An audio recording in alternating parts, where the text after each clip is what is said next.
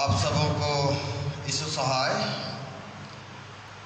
और यह समय हम लोग 10वां तृतीय काल की पवित्र गिरजा आराधना आरंभ करते हुए अपने जीते हुए यहोवा परमेश्वर को हम लोग धन्यवाद करें। आइए हम लोग प्रार्थना करेंगे। सर्वशक्तिमान जीवित अनुग्रहकारी दयालु सामर्थ्य पिता परमेश्वर, हम फिर से पिता परमेश्वर इस नए दिन और नए दिन की शुरुआत करते पिता तेरे भावन में प्यार प्रभु, हम एक चित्त एक मन होकर हम एकत्रित होते हैं।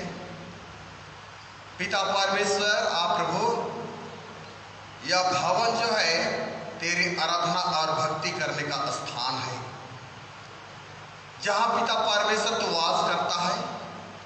और प्यारे पिता परमेश्वर, हम यह समय सचमुच करके प्रभु धन्यवाद के साथ में हम तेरे हाथ में हम सौंपे जाते हैं। हर एक को तो ग्रहण कर और पिता हर एक को तो यह समय आत्मा दे, ताकि आत्मा के द्वारा पिता हम तेरी आराधना और भक्ति हम कर सके। विगत समय का हर प्रकार के भूल से गुनाह को तो क्षमा कर। और जो पिता परमेश्वर यह समय असहाय में दुख और बीमारी की हालत में पाए जाते हैं प्रभु, तो आपने शांति को तो बनाए रख। यीशु के नाम में यह प्रार्थना को सुन और अनुग्रह स्वराज में ग्रहण कर, आमीन।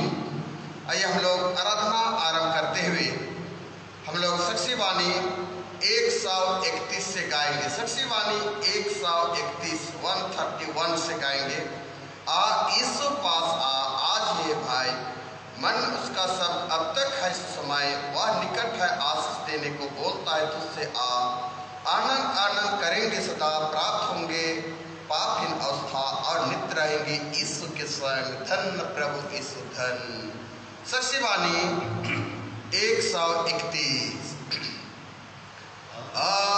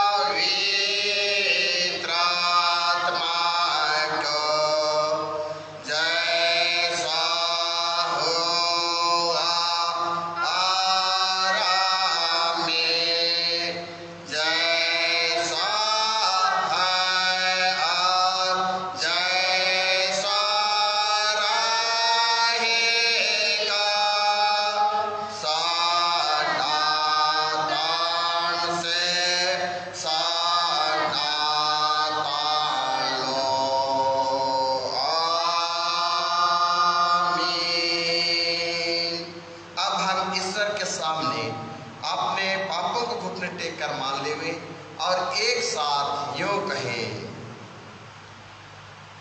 हे सर्वशक्तिमान ईश्वर दयालु पिता, हम देते अपने सब पाप अपराधों को तेरे सन्मुख मान लेते हैं। तो अपने प्रिय पुत्र हमारे प्रभु यीशु ख्रीष्ट के कारण हम पर दया दृष्टि कर और हमारे सब पापों को क्षमा कर। आमीन।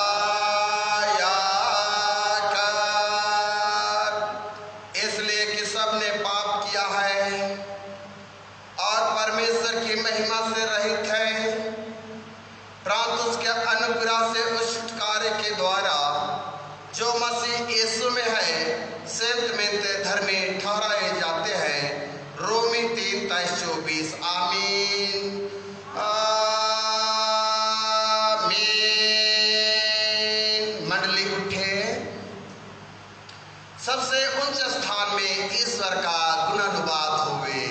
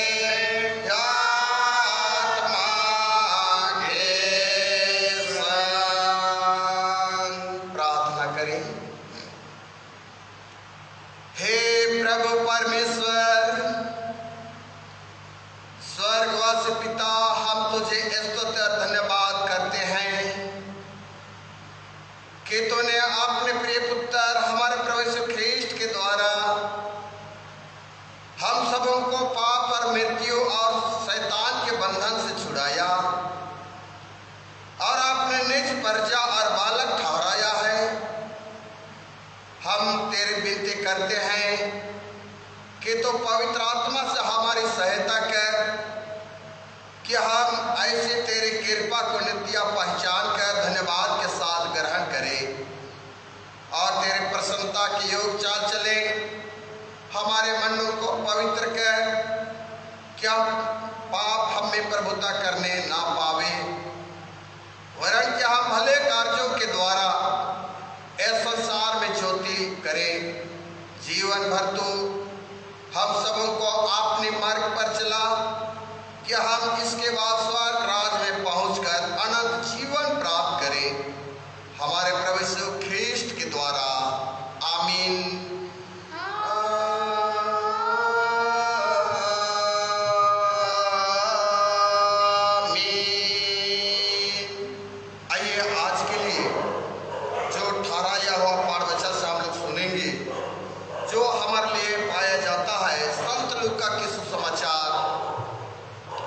संत लूका के सुसमाचार उसका 19वां अध्याय पद संख्या 41 से 46 पद तक। संत लूका के सुसमाचार 19वां अध्याय पद संख्या 41 से 46। दूसरा पाठ वचन पत्री वचन से हम लोग सुनेंगे। पहला कोरिन्थ 12वां अध्याय पद वचन 1 से लेकर 11 पद तक। पहला कोरिन्थ और उसका 12वां अध्याय पद संख्या 1 से लेकर 11 पद। लूका 19 41 से 46। जब वह निकट आया तो नगर को देखकर उस पर रोया और कहा, क्या ही भला होता कि तू ही इसी दिन में कुशल की बातें जानता, परंतु अब वे तेरी आंखों से छिप गई है। क्योंकि वे दिन तुझ पर आएंगे कि तेरे वैरी मोर्चा बांध कर तुझे घेर लेंगे और चारों ओर से तुझे दबाएंगे और तुझे और तेरे बालकों को जो तुझ में है मिट्टी में मिलाएंगे और तुझ में पत्थर पर पत्थर भी ना छोड़ेंगे, क्योंकि तूने उस अवसर को जब तुझ पर कृपा दृष्टि की गई न पहचाना। तब वह मंदिर में जाकर बेचने वालों को बाहर निकालने लगा और उनसे कहा, लिखा है मेरा घर प्रार्थना का घर होगा, परंतु तुमने उसे डाकू की खोह बना दिया है। यहाँ तक आमीन।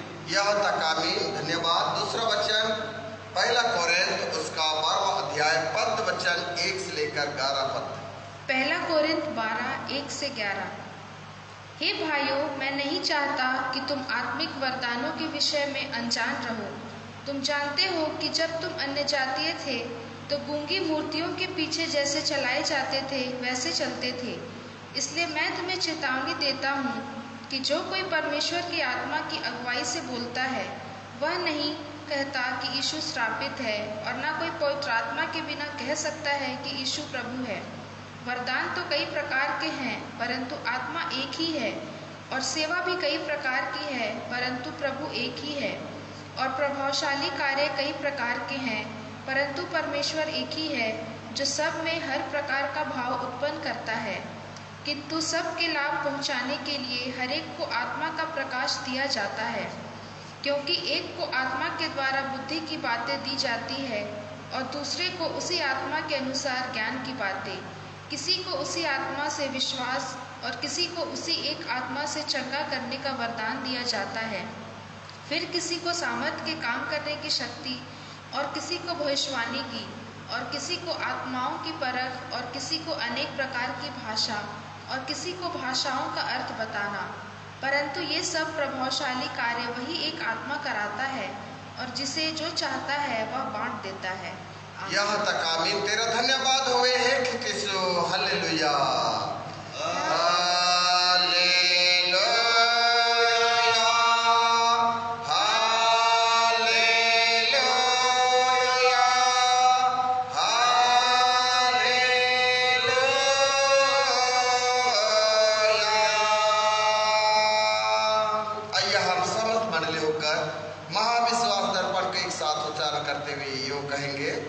मैं विश्वास करता हूँ परमेश्वर पिता पर, जो स्वर्ग और पृथ्वी का सर्वशक्तिमान सृजनहार है, और उसके इकलौते पुत्र अपने प्रभु यीशु ख्रीस्त पर, जो पवित्र आत्मा से गर्भ में आया, कुंवारी मरियम से उत्पन्न हुआ, पांच पिलातुस की आज्ञा से दुख उठाया, क्रूस पर चढ़ाया गया, मर गया और गाड़ा गया, पाताल में उतरा, तीसरे मृत्युओं में से जी उठा, स्वर्ग पर चढ़ गया और परमेश्वर शक्तिमान पिता के दाहिने हाथ बैठा है, जहाँ से वह जीवों और मृतकों का विचार करने को फिर आवेगा।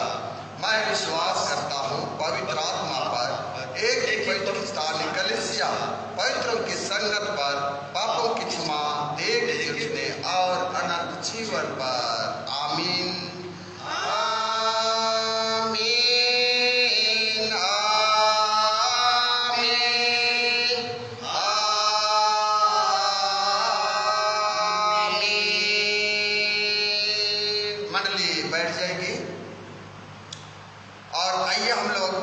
सक्सीबानी 166 से गाएंगे। सक्सीबानी 166 से गावेंगे।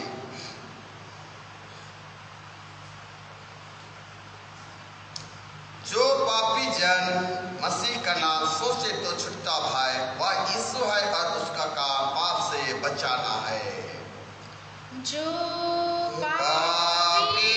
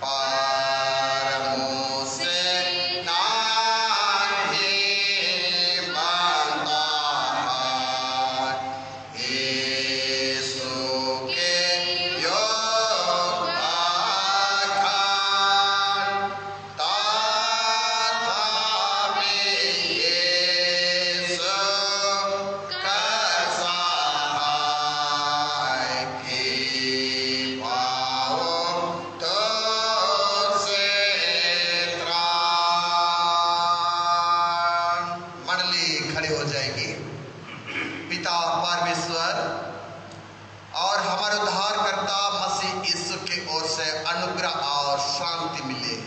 आमीन। प्रार्थना करें। हमारे जीवित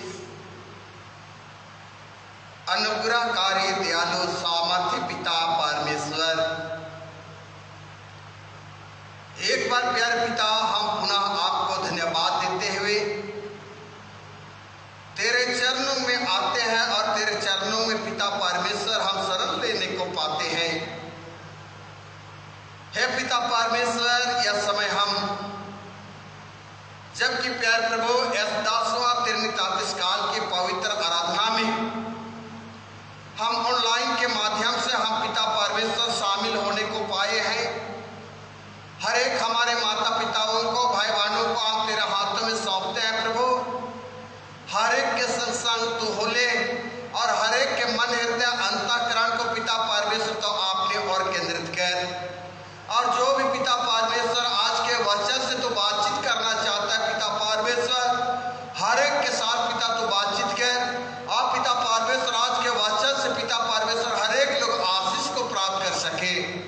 हे प्रेमी पिता परमेश्वर, आप पूरे हमारे मंडली को आप तेरे हाथ में सौंपते हैं, जो कि पिता परमेश्वर भिन्न भिन्न परिस्थिति में यह समय अपना जीवन निर्वाह कर रहे हैं। हे दयालु पिता, आज जितने भी हमारे माता पिता, भाई बहन, बेटा बेटी पाए जाते हैं, जो क्या आपके शरीर दुख और पीड़ा में पाए जाते हैं, और पिता परमेश्वर दुख के घड़ी में पिता परमेश्वर हर एक के साथ तो होकर के पिता कर्ज करता है। और पिता जब तो अपने हाथों से पिता कर्ज करता है, हर एक लोग पिता परमेश्वर आत्मा के द्वारा पिता परमेश्वर वे जागृत होते हैं और पिता उनके मन में शांति यापन होने को पाती है। इसलिए प्रेमी पिता परमेश्वर, यह समय हम पूरे मंडली को हम तेरे हाथ में सौंपते हैं और मंडली के साथ पिता हो करके तो अभी तक पिता पूर्ण रूपे पिता तूने कार्य किया है और मंडली पिता यह समय शांति पाई जाती है। हम आपको धन्यवाद देते हैं। हे सनातन पिता परमेश्वर, आप प्रभु यह समय हम आपसे निवेदन करते हैं पिता आपके निर्बल दास के साथ हो। और यह समय पिता परमेश्वर आपके निर्बल दास जो भी पिता परमेश्वर तेरे सम्मुख खड़े होकर पिता तो बातचीत आपकी व्यवस्था की बातों के द्वारा करते हैं पिता परमेश्वर, वह समय वह आपके दास नहीं पिता, लेकिन तू पिता खड़ा होकर के तू बातचीत कर। जैसे पिता परमेश्वर तूने आज यिर्मयाह को पिता परमेश्वर तो यरूशलेम के फाटक में तूने खड़ा किया और पिता परमेश्वर के मुख को पिता परमेश्वर तूने खोला और पिता परमेश्वर वह यहूदा देश के लोगों को पिता वह चेतावनी देते हुए पिता परमेश्वर वह प्रचार करने लगा। ऐसे पिता परमेश्वर, यह समय हम भी आपकी व्यवस्था की बातों को पिता हम तेरे सम्मुख और लोगों के बीच में हम रखना चाहते हैं। इसलिए शुद्ध मन शुद्ध विवेक दे करके पिता वह आत्मा की तो अगुवाई कर। प्रेम पिता परमेश्वर, हर एक के पापों को क्षमा कर और जे मसीह यीशु के नाम में प्रार्थना को सुन और दया समाज में ग्रहण कर। आमीन। आइए आज के लिए जो उपदेश पाठ वचन जो पाया जाता है वह हमारे लिए ठहराया गया है यिर्मयाह भविष्यद्वक्ता की पुस्तक। यिर्मयाह भविष्यद्वक्ता की पुस्तक उसका 7वां अध्याय पद वचन 1 से लेकर हम लोग 11 पद तक हम लोग सुनेंगे। यिर्मयाह उसका 7वां अध्याय पद वचन 1 से लेकर 11 वचन तक और परमेश्वर का जिद वचन यूं कहता है। यिर्मयाह 7 1 से लेकर 11। जो वचन यहोवा की ओर से यिर्मयाह के पास पहुंचा वह यह है, यहोवा के भवन के फाटक में खड़ा हो और यह वचन प्रचार कर और कह, हे सब यहूदियों, तुम जो यहोवा को दंडवत करने के लिए इन फाटकों से प्रवेश करते हो, यहोवा का वचन सुनो। सेनाओं का यहोवा जो इस्राएल का परमेश्वर है यो कहता है, अपनी अपनी चाल और काम सुधारो, तब मैं तुमको इस स्थान में बसे रहने दूंगा। तुम लोग यह कहकर झूठी बातों पर भरोसा मत रखो, यही यहोवा का मंदिर है, यही यहोवा का मंदिर, यहोवा का मंदिर। यदि तुम सचमुच अपनी चाल और काम सुधारो और सचमुच मनुष्य के बीच न्याय करो। परदेशी और अनाथ और विधवा पर अंधेर ना करो। इस स्थान में निर्दोष की हत्या ना करो और दूसरे देवताओं के पीछे ना चलो जिससे तुम्हारी हानि होती है। तो मैं है कि तुम इस भवन में आओ जो मेरा कहलाता है और मेरे सामने खड़े होकर या कहो, हम छूट गए हैं कि ये सब घृणित काम करे। क्या यह भवन जो मेरा कहलाता है तुम्हारे दृष्टि में ढकों की गुफा हो गया है? मैंने स्वयं यह देखा है, यहोवा की यह वाणी है। यहाँ तक आमीन। मंडली बैठ जाएगी।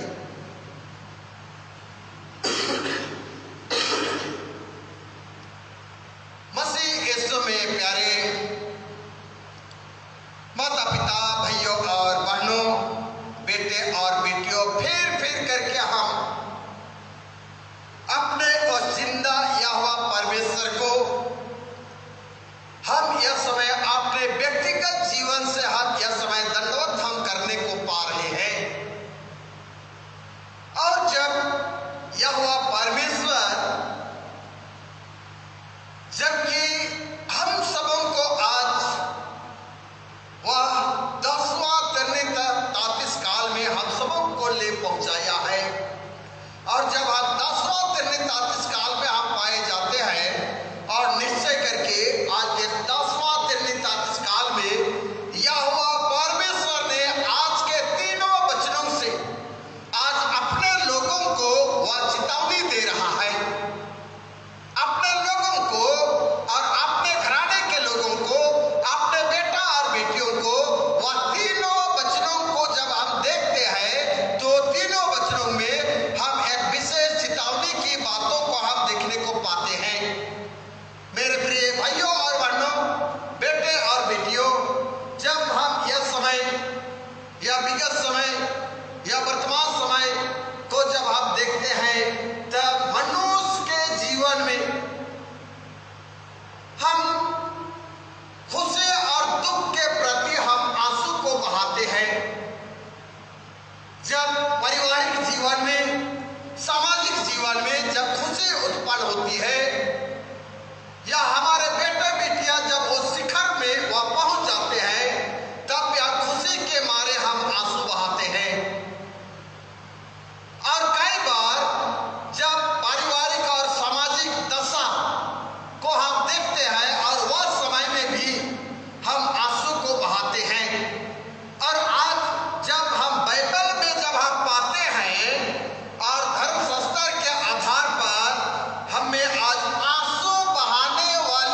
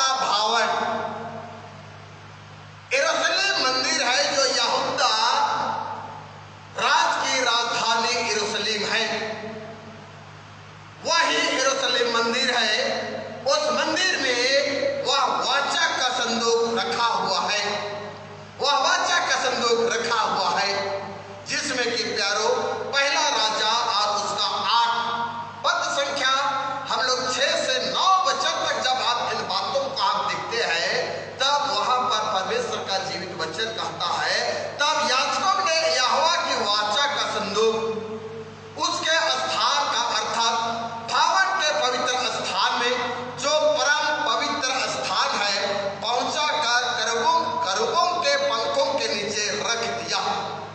करूबों के पंखों के नीचे वह रख दिया।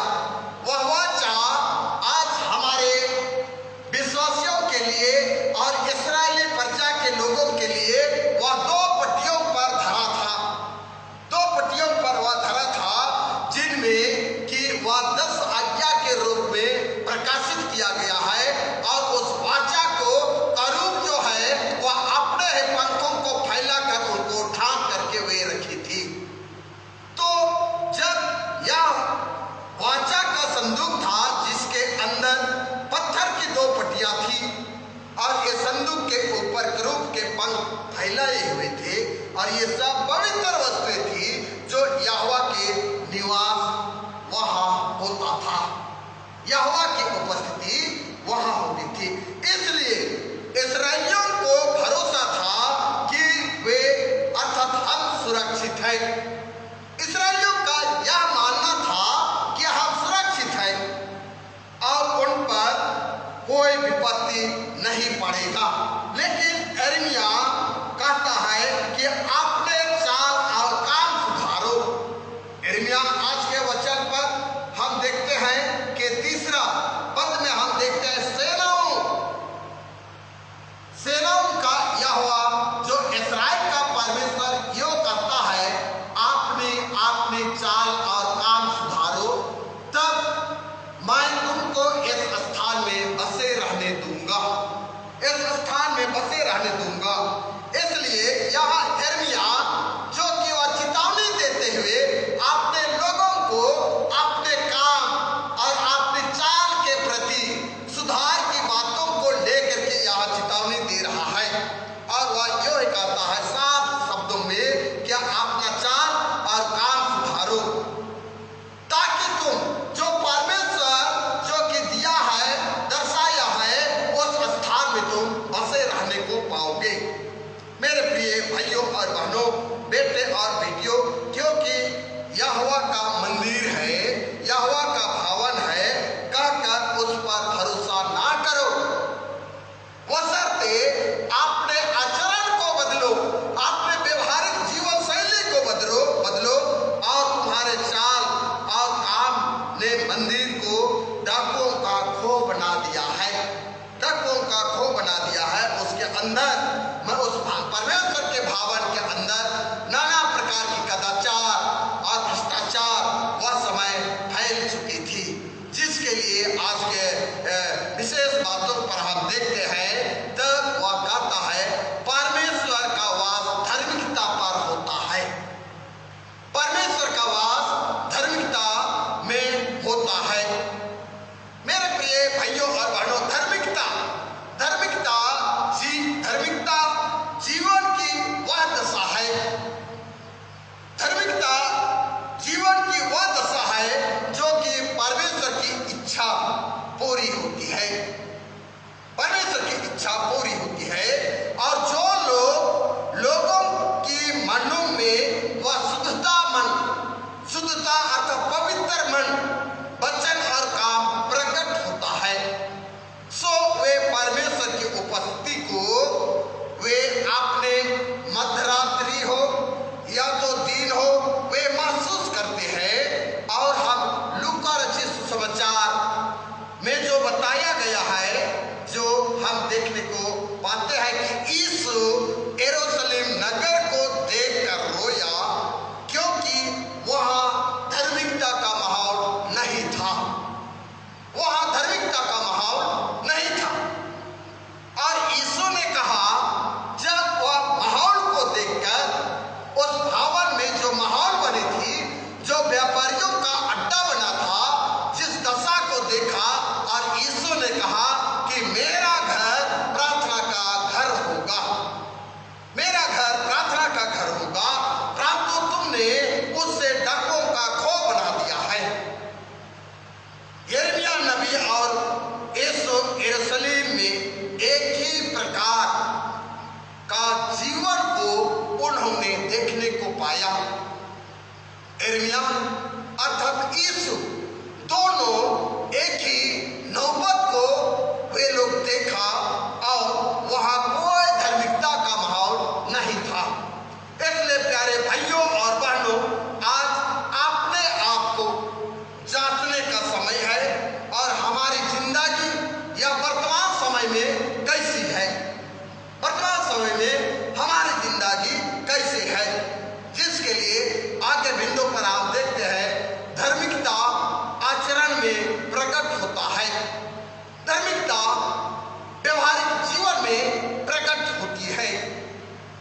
पहले देखा कि धार्मिकता मनुष्य के जीवन की एक दशा है, मनुष्य के जीवन की एक पहलू है, एक दशा है, या विश्वासी का धर्मी जीवन कहा जा सकता है। यह जीवन धार्मिक चाल चलन और प्रतिदिन के जीवन जीने की शैली को वह प्रकट करती है, प्रतिदिन के जीवन शैली को वह प्रकट करती है। और जब हम आज एक ख्रिस्तीय होने के नाते, एक विश्वासी होने के नाते, मेरे प्रियो, आज कई लोग ऐसा परमेश्वर के डर में हो करके अपने धर्म का काम करते हैं, लेकिन बहुत से ऐसे लोग जो हैं वे केवल एक दूसरे लोगों को वह दिखाने का काम करते हैं, और उनके प्रति भी, जबकि वह दिखावा के प्रति भी आज यीशु मसीह ने वह अपने लोगों को चेतावनी देते हुए चौकस करता है, जो क्या मत्ती रचित सुसमाचार अध्याय 6 पद वचन 1 में हम पाते हैं। और वह सुसमाचार वचन कहता है कि सावधान रहो कि तुम मनुष्य को दिखाने के लिए अपने धर्म का काम ना करो, दिखाने के लिए अपने धर्म का काम ना करो, नहीं तो अपने स्वर्गीय पिता से कुछ भी फल ना पाओगे, कुछ भी फल ना पाओगे। इसलिए मेरे प्रिय भाइयों और बहनों, बेटे और बेटियों, आज जबकि धार्मिकता व व्यवहारिकता जीवन पर जब प्रकट होती है, तब हम आज जैसे आप पत्री वचन में भी आप देखने को पाएंगे कि आत्मिक वरदान के द्वारा एक दूसरे की सेवा करो और एक दूसरे को प्रकट करो। मेरे प्रिय, आज सचमुच करके आज हम सबों को चौकस और सावधान होकर आज जो भी बातें जो कि हमें सौंपी गई है, जो भी काम सौंपी गई है, उन कामों को, उन बातों को आज हमें करनी है, क्योंकि यीशु ने सिखाया कि सावधान रहो। यीशु ने सिखाया कि सावधान रहो कि तुम मनुष्य को दिखाने के लिए अपने धर्म का काम ना करो। परमेश्वर हमारे हर काम में हमेशा मुख्य रूप से उस कर्ज को करने के लिए हमारी इच्छा और कारण पर वह ध्यान देता है, हमारी इच्छा और कारण पर वह ध्यान देता है। इसलिए हम आगे बातों पर हम देखते हैं, अपने आत्मिक वरदानों को सबके भलाई में लगावे, अपने आत्मिक वरदानों को सबके भलाई में लगावे। जब हम आज के पत्री वचन पर हम देखने को पाते हैं, और पहला कोरिन्थ उसका 12:1 से आगे 11 वचन तक हम देखते हैं, और अद्भुत रीति से आज के वचन में हमें वह वरदान की बातों को वह दर्शाया गया है, वह वरदान की बातों को दर्शाया गया है। और कहता है, भाइयों, मैं नहीं चाहता कि तुम आत्मिक वरदानों के विषय में अनजान रहो, आत्मिक वरदानों के विषय में अनजान रहो। यहाँ पर हम पौलुस के जीवन को हम देखते हैं, और पौलुस वह निस्वार्थ सेवा कर धार्मिकता का जीवन का एक अंग होता है, जिसको अपने जीवन काल में वह इस्तेमाल किया, अपने जीवन काल में इस्तेमाल किया, और वह जीवन का एक अंग होता है। पौलुस प्रेरित कहता है, सबकी भलाई के लिए आत्मिक वरदान दिया जाता है, सबके भलाई के लिए आत्मिक वरदान दिया जाता है। और सबसे बड़ी बात आज हम ऐसे 12वें अध्याय और पद 1 से 11 में हम देखते हैं, तो आज के लिए हम 7वें पद को हम देखते हैं। तब वह कहता है, किंतु सबके लाभ पहुंचाने के लिए हर एक को आत्मा का प्रकाश दिया गया है, हर एक को आत्मा का प्रकाश दिया गया है। इसलिए मेरे प्रियो, उस आत्मा के प्रकाश को हम व्यक्तिगत जीवन में, पारिवारिक जीवन में आज हम प्रकाश देने के लिए हम दें, ताकि हमारे लिए और पारिवारिक एवं कलीसिया और समाज में अनेक प्रकार के वरदान आज दिया गया है, जिस वरदान की उपयोगिता आज हमारे लिए बहुत ही जरूरत है कि हम एक दूसरे की भलाई में हम उनको लगावे। जो आज फूड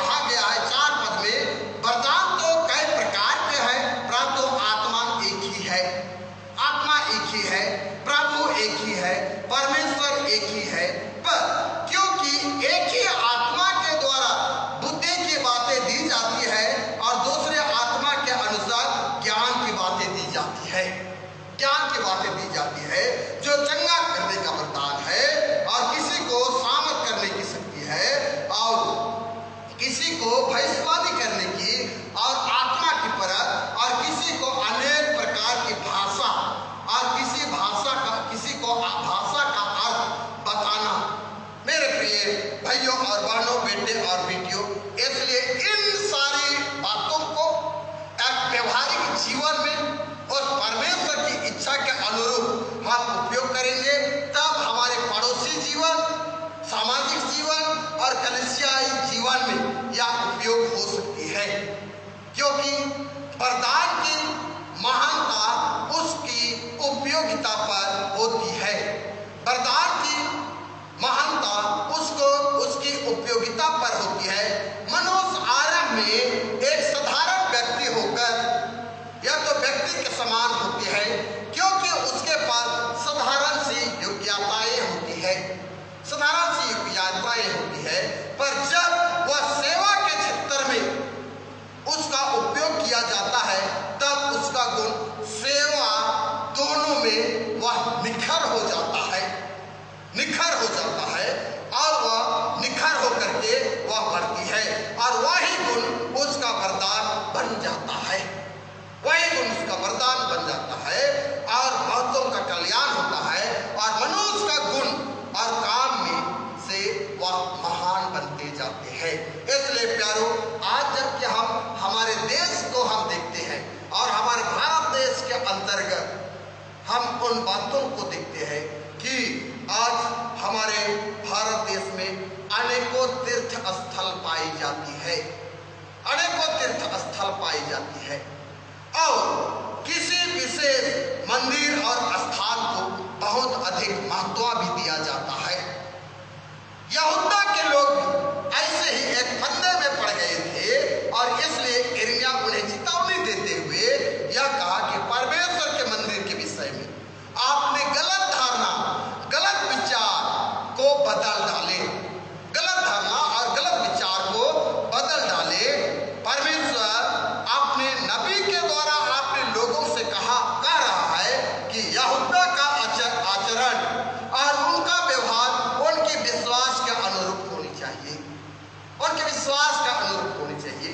जिसके लिए आज हम जो वचन हम यिर्मयाह उसका 7:1 से 11 जब हम देखते हैं, और उसके अलावे हम जब 7 और उसका पद 3 से 11 तक हम देखते हैं, तब वहाँ कुछ पदों पर हम देखेंगे, और वहाँ पर हम पहले 3 पदों को हम देखते हैं, तब वहाँ कहता आपने चाल और काम सुधारो, तब तुम इस स्थान में बसे रहोगे, या तो बसे रहने दूंगा।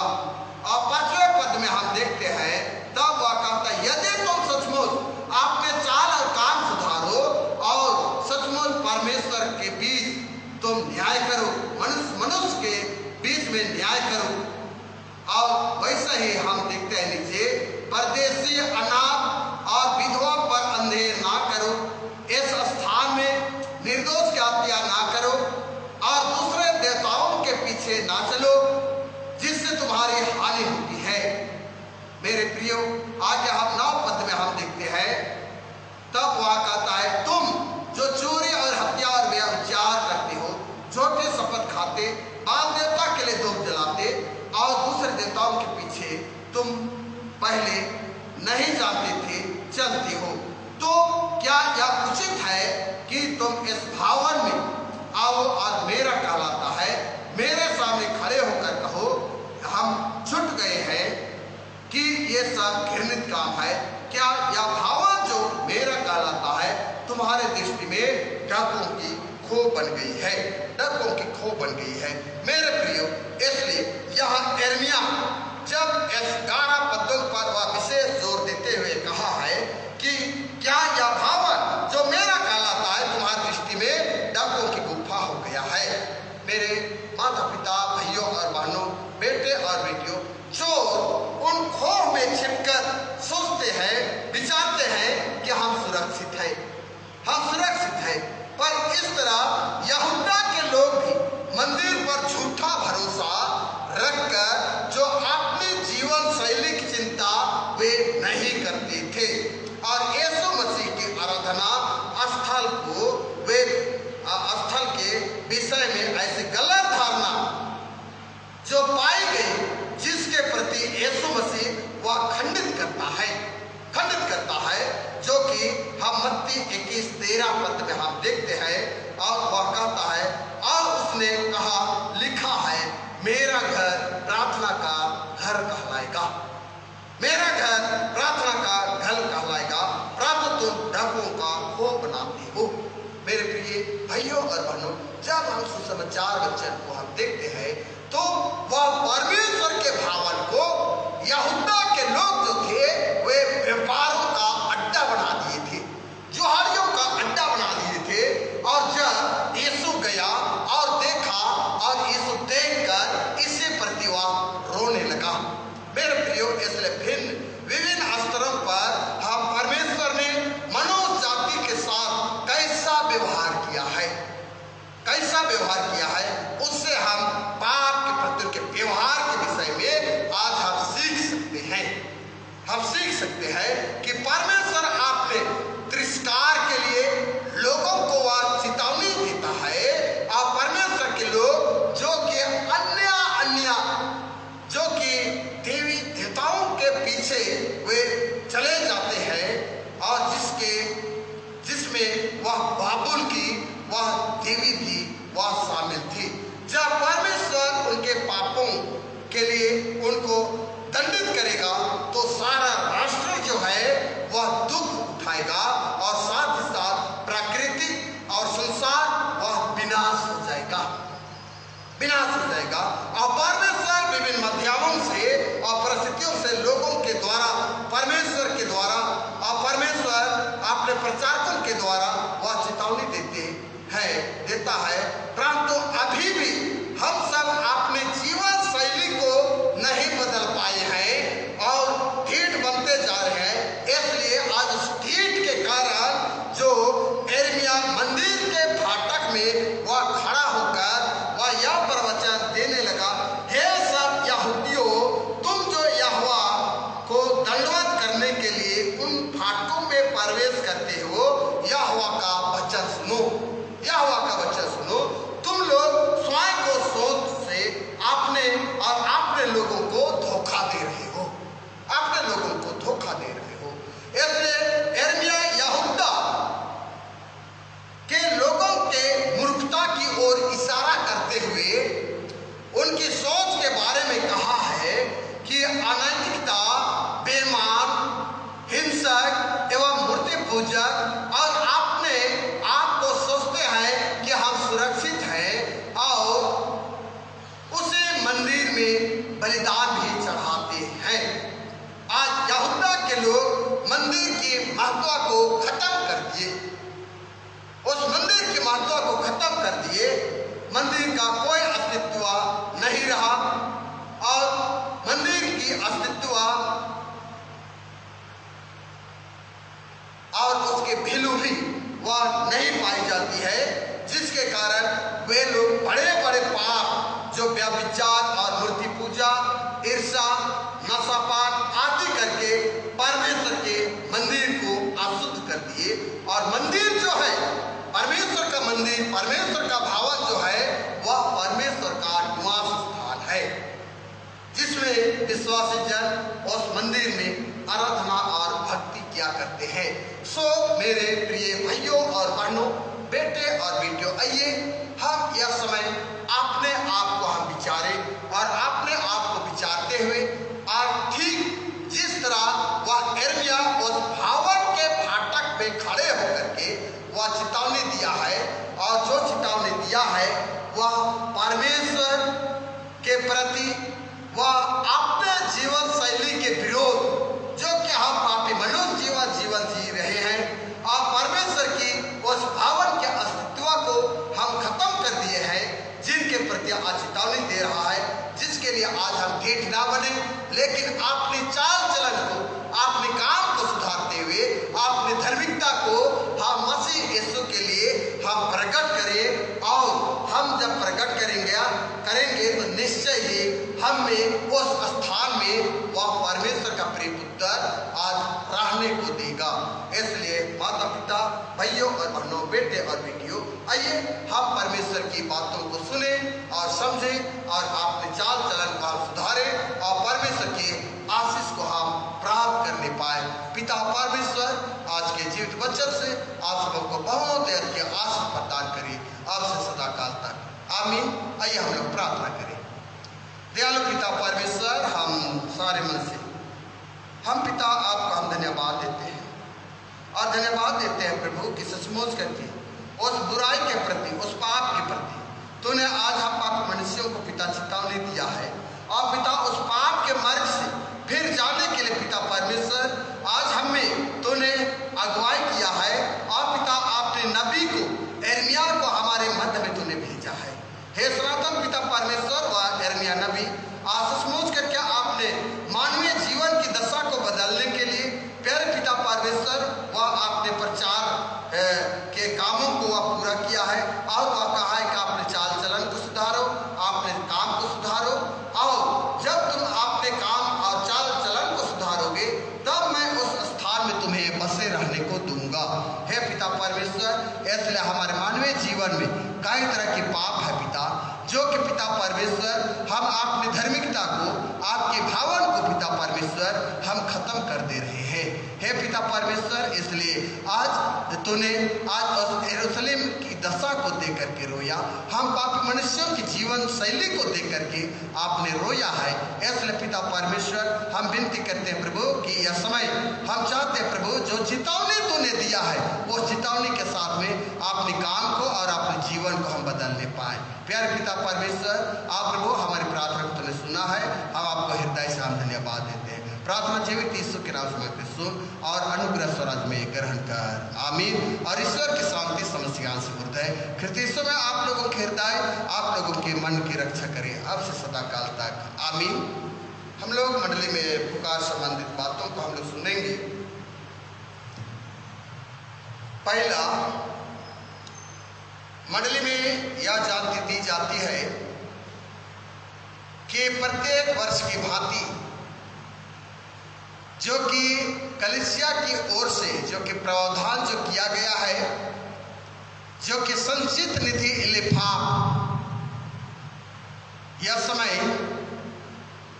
हमारे पेरिस के मध्य में वह पहुंच चुकी है और संचित निधि जो कि नियोजित जो परिवार है या व्यक्तिगत हो या पारिवारिक हो, नियोजित जो है 1 साल का जो माह होती है उसका 1 माह का 5% उसमें जमा करनी है, जिसके लिए आपके पंचों के माध्यम से आप तक पहुंचाया जाएगा, जो कि प्रत्येक नियोजित परिवार जो है वे 1 महीना का 5% आप जमा करेंगे।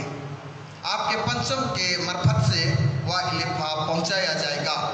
दूसरा सूचना है कि आगामी 16 तारीख से पवित्र दृढ़ीकरण क्लास आरंभ होगी। जो भी छात्र छात्राएं आप एडमिशन ले चुके हैं,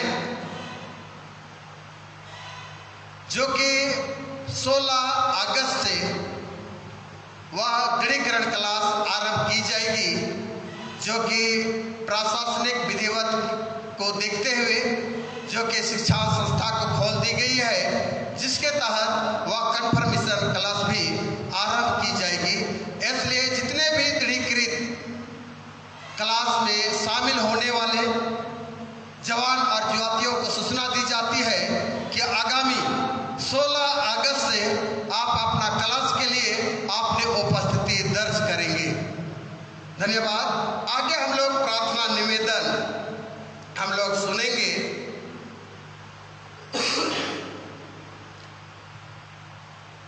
जो सुहाना सिटी फुलमनी लिंडा दहिना आंख मोतियाबिंद का ऑपरेशन 10/8/21 को होना है, मंडली में प्रार्थना की जाए। सुहाना सिटी फुलमनी लिंडा का 10/8/2021 को मोतियाबिंद की ऑपरेशन होनी है, वह मंडली में वह प्रार्थना रिक्वेस्ट वह रखती है। आगे धन्यवाद विषय हम लोग सुनेंगे। गांधीनगर आशीष कुमार टप्पो सपरिवार ईश्वर पिता को धन्यवाद देना चाहते हैं। पहला, मेरे पुत्री का बपतिस्मा दिनांक 18/7/2021 को अच्छी तरह से संपन्न हुआ। दूसरा, मेरा पूरा परिवार पिछले दिनों के दरमियान वायरल फीवर से पीड़ित थे, पर अब सपरिवार ईश्वर पिता की दया से भले चंगे हैं। इसलिए हमारे आशीष कुमार टप्पो गांधीनगर सपरिवार ईश्वर पिता को धन्यवाद देना चाहते हैं। आगे हम लोग मृत्यु धन्यवाद के संबंध में हम लोग सुनेंगे। चौड़ी बस्ती संगीता तिर्की बहुत दुख के साथ यह बताना चाहती हूं कि मेरी मां स्वर्गीय माला सोलोमन की मृत्यु आकस्मिक उम्र 71 वर्ष में 30/7/2000 को हो गई और उनकी मिट्टी गोरखपुर उत्तर प्रदेश में 31/7/2000 को ईश्वर पिता की दया से संपन्न हो गया है। इसलिए आज संगीता तिर्की अपनी मां को ईश्वर पिता ने अनंत विश्राम के लिए 30/7/2021 को वह ले गया और उनका मिट्टी गोरखपुर उत्तर प्रदेश में 31/7/2021 को संपन्न हुआ। आइए हम लोग यह समय हम लोग खड़े हो जाएंगे और यह समय हम लोग ईश्वर पिता को हम लोग धन्यवाद करेंगे और हम लोग जितने भी धन्यवाद का विषय है हम लोग ईश्वर पिता को मंडली होकर के हम लोग धन्यवाद करेंगे। धन्य है परमेश्वर हम लोग गाएंगे। धन्य है परमेश्वर तुम्हारे घर का बरदाई, स्वर्ग पर से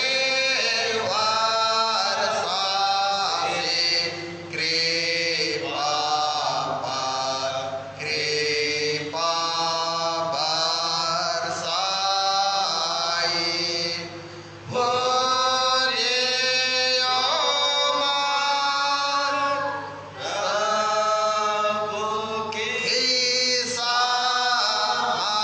मांगेगा, कितने प्रेतों पर दिखाई। अगुवाई के लिए हम लोग वचन सुनेंगे। धन्यवाद के लिए भजन संहिता 117। हे जाति जाति के सब लोगों यहोवा की स्तुति करो, हे राजा राजा के सब लोगों उसकी प्रशंसा करो, क्योंकि उसकी करुणा हमारे ऊपर प्रबल हुई है और यहोवा की सच्चाई सदा की है, यह की स्तुति करो। हम लोग शोक धन्यवाद के लिए वचन हम लोग सुनेंगे जो भजन संहिता 116-15 वचन। यहोवा के भक्तों की मृत्यु उसकी दृष्टि में अनमोल है। आइए हम लोग इन निम्न बातों के लिए हम लोग जीवते परमेश्वर पिता को धन्यवाद करें। हे इसहाक इब्राहिम याकूब का जीवित पिता परमेश्वर, हम तुझे सारे मन से पिता यह समय अनेकों बातों के द्वारा हम आपको भेंट अर्पण करना चाहते हैं, आपको हम धन्यवाद देना चाहते हैं। सनातन पिता परमेश्वर तूने मानवीय जीवन में दुख सुख दोनों हालत में पिता परमेश्वर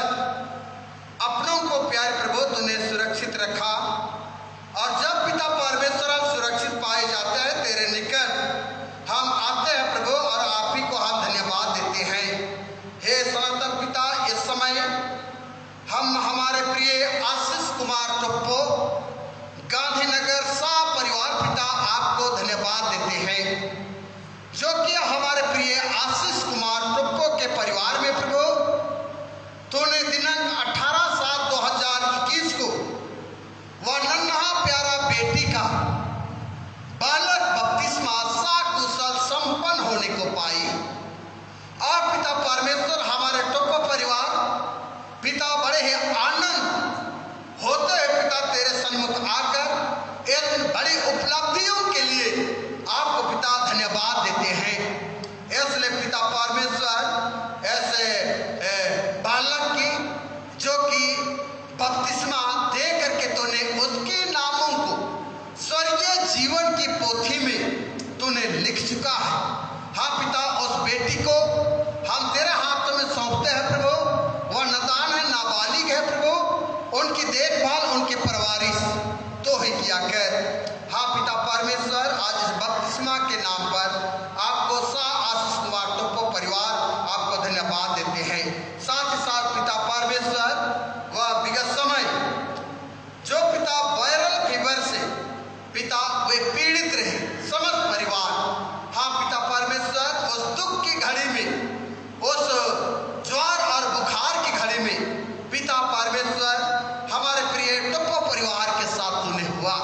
और सचमुच हम जानते हैं प्रभु कि जिससे तू प्रेम करता है पिता उनके लिए तो ताड़ना भी देता है। हाँ पिता परमेश्वर, आज वह ताड़ना नहीं लेकिन पिता आपकी महिमा के लिए यह वायरल फीवर आई हुई थी। आज यह वायरल फीवर से पिता वे चंगाई पाए हैं और चंगाई पाकर पिता आज आप ही को धन्यवाद देते हैं। इसलिए आशीष कुमार टोप्पो गांधीनगर सह परिवार को हम तेरे हाथों में सौंपते हैं। हे पिता परमेश्वर, वैसे ही चौड़ी बस्ती संगीता तिर्की अपनी माँ माला सोलोमन की मृत्यु आकस्मिक 71 वर्ष में 30/7/2021 को हो गई और उनका मृत्यु पिता गोरखपुर उत्तर प्रदेश में 31/7/2000 को संपन्न हुई है। हे पिता परमेश्वर, और दिवंगत आत्मा और उस शोकित परिवार के लिए हम प्रार्थना करते हैं प्रभु कि तो आपने शांति को तो प्रदान कर। हाँ पिता परमेश्वर, आज अपनी कटनी को तू काट करके पिता अपने पास बुला लिया है और हमारे तिर्की परिवार यह समय दुखी है, हताश है, निराश में है, लेकिन पिता परमेश्वर आज उनके सारे दुख को पिता तो दूर कर दे। हे पिता परमेश्वर, वैसे ही हम सुहाना सिटी फुलमणि लिंडा को हम तेरे हाथों में सौंपते हैं पिता, जो कि आगामी 10/8/2021 को उनकी दहिना आंख मोतियाबिंद के कारण ऑपरेशन होनी है। हाँ पिता परमेश्वर, आंख और सचमुच करके शरीर का दिया है प्रभु, जिनके प्रति पिता आज उन्हीं आंखों के द्वारा देखभाल और हर काम किया जाता है। इसलिए पिता परमेश्वर, हम फुलमणि लिंडा को हम तेरे हाथों में सौंपते हैं। प्यारे पिता परमेश्वर, तो ऐसा ढाढ़स दे, शक्ति और सामर्थ को दे, ताकि उस शक्ति और सामर्थ के द्वारा जिन डॉक्टरों के माध्यम से वह आंखों की ऑपरेशन होनी है, सही सलामत वह ऑपरेशन होने को पाए और पिता वह सफलता को प्राप्त करके प्रभु आप ही को धन्यवाद देने पाए। इसलिए पिता परमेश्वर, हम सिस्टर फुलमणि लिंडा को हम तेरे हाथों में सौंपते हैं। हर परिस्थिति में पिता उनकी तू सहायता किया कर। प्यारे पिता परमेश्वर, आप प्रार्थना करते हैं प्रभु, हम हमारे प्रिय मिलत कॉलोनी 40 को और साथ ही साथ चोरी टोला एरंतिका को, जो कि पिता परमेश्वर यह समय आपने बीमारी के चपेट में आकर पिता परमेश्वर वे आपने खट्ट में हैं। हे पिता परमेश्वर, तो दया कर पिता, तरस खा। और बाबा 40 को जब पिता आपने उस बीमारी के हालत में है, प्यारे पिता आपने खट पर पड़ा हुआ है, वह बोलने में असमर्थ है, खाने पीने में असमर्थ है। प्यारे पिता परमेश्वर, तो डॉक्टरों के डॉक्टर है, वैद्यों के वैद्य है, जो भी पिता परमेश्वर उनके ऊपर कमी और घटी है पिता, उनके मुख को तो खोल दे पिता, वह बातचीत कर सके। और बातचीत करते हुए पिता परमेश्वर अपने जुबान से और अपने हाथों से खाने और पीने पाए। जो भी दावा दुआ की जाती है पिता, उनके लिए हाँ पिता आशीष का भला चंगा होकर पिता आप ही को धन्यवाद देने पाए। हे प्यारे पिता परमेश्वर, एरेंटिका को हम तेरे हाथ में सौंपते हैं जो कि चौड़ी टोला निवासी है। हे पिता, वह भी हॉस्पिटल में पाई गई थी, लेकिन पिता विगत समय वह हॉस्पिटल से वह सुरक्षित वह घर को लौट आई है और यह समय जो स्वस्थ लाभ ले रही है प्रभु, हम उस एरेंटिका को तेरा हाथ में सौंपता हूँ। जो भी बीमारी है पिता परमेश्वर, अटैक का, हाँ पिता परमेश्वर के साथ हो और पिता परमेश्वर तू उनके ऊपर तो अपने हाथों को रख और तेरे हाथों के द्वारा हर प्रकार की बीमारी से सामना करते हुए वह भला चंगा होकर आप ही को धन्यवाद देने पाए। प्यारे पिता परमेश्वर, हम सारी बातों के लिए आपको धन्यवाद देते हुए आशीष कुमार टप्पो और सुनीता तिर्की और फुलमणि लिंडा, इन सारे प्यारे परिवार को हम तेरे हाथ में सौंप देता प्रभु। तो उनके धन्यवादी मनों को तो स्वीकार किया है, यीशु के नाम में पिता यह प्रार्थना मांगते हैं, सुन और दया स्वराज में ग्रहण कर, आमीन। ईश्वर को धन्यवाद हम लोग गाएंगे। ईश्वर को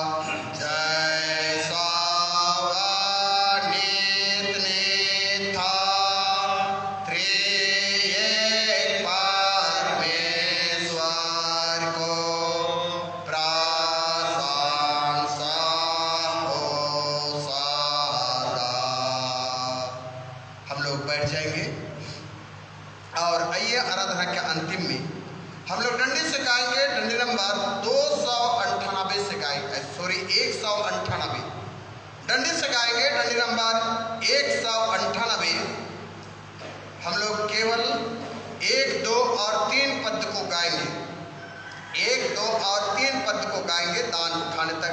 यरूशलेम जिया एड़पानु उजना गोटी बिनती नना भैरो अंधन खतरे बिनती अमनना पाँच क्षमा खतरे बिनती नना। डंडी नंबर 198।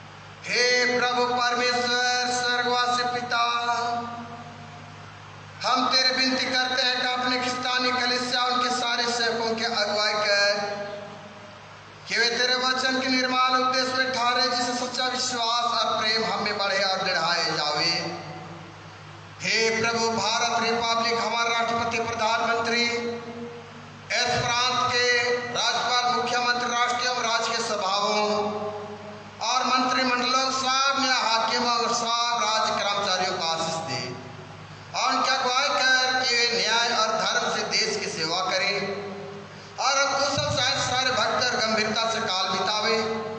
हमारे कलीसिया के बिशप और कलीसिया के पदाधिकारियों तथा सभी कार्यकर्ताओं एवं कलीसिया सभाओं को आशीष दे कि वे इस मंडली को तेरे पवित्र इच्छा के अनुसार चलावे।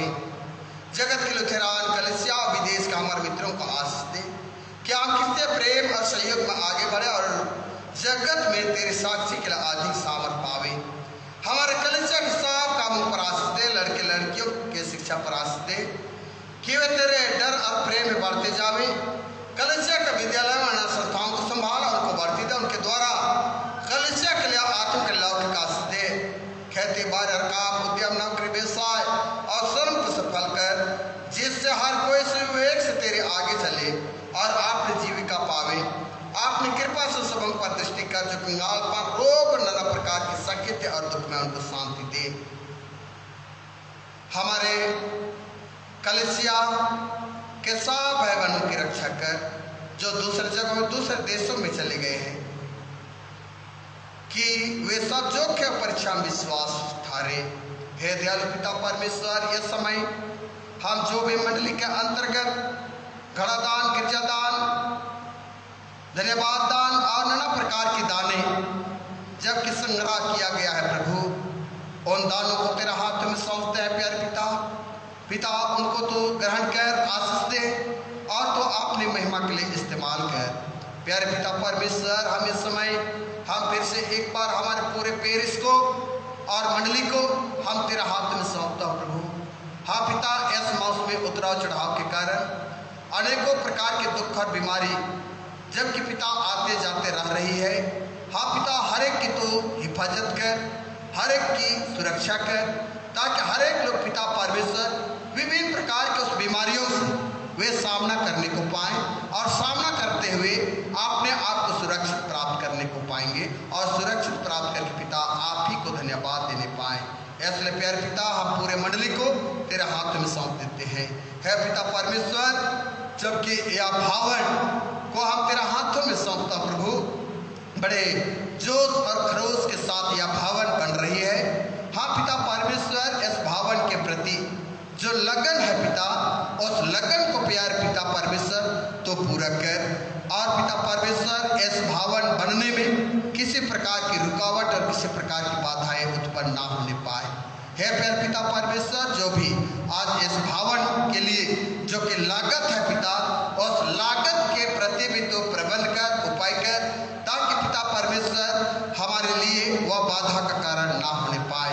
इसलिए प्रेम पिता परमेश्वर, जो भी यह समय प्रगति में है, हाँ पिता परमेश्वर, सारे कार्यों को आप तेरा हाथ में सौंप देते हैं। प्यारे पिता परमेश्वर, विनती है प्रभु कि यह समय हम पिता परमेश्वर हर एक जन तेरा हाथ में सौंपे जाते हैं। हम उनके लिए भी तेरे विनती करते हैं कि मंडली से निकाले गए उलट हुए हैं, उन पर दया कर और सच्चे प्रस्ताव से तेरे ओर फिरे। सब मनुष्यों का तराने ठहर और उन पर जो अंधियारे में बैठे हैं मुक्ति का उजियाला प्रकाश कर।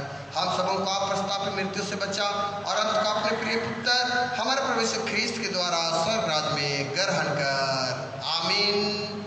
ए हमारे पिता तो जो स्वर्ग में है, तेरा नाम पवित्र किया जावे, तेरा राज आवे, तेरी इच्छा स्वर्ग में से पृथ्वी पर पूरी हुए। हमारे प्रतिदिन की रोटी आज हमको दे और हमारे अपराधों को क्षमा कर, जैसे हम भी अपने अपराधों को क्षमा करते हैं, और हमको परीक्षा मत डाल, परंतु बुराई से बचा, क्योंकि राज और प्रक्रम और महिमा सदा तेरी है। आमीन।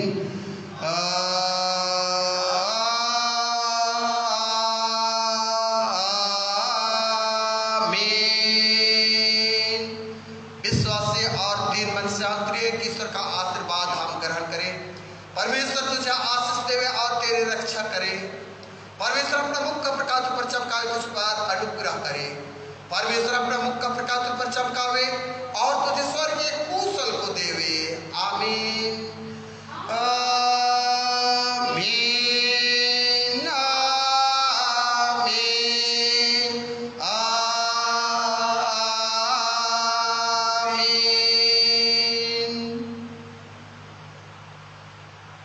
सबों को सहाय। एक सूचना है कि आगामी 14 तारीख को पेरिस कार्य करने का बैठक 10 बजे हमारे नगरी मंडली में ठहराया गया है। जितने भी हमारे पेरिस कार्य करने के सदस्य हैं, आप अपना उपस्थिति दर्ज करके बैठक को सफलता बनावे। धन्यवाद।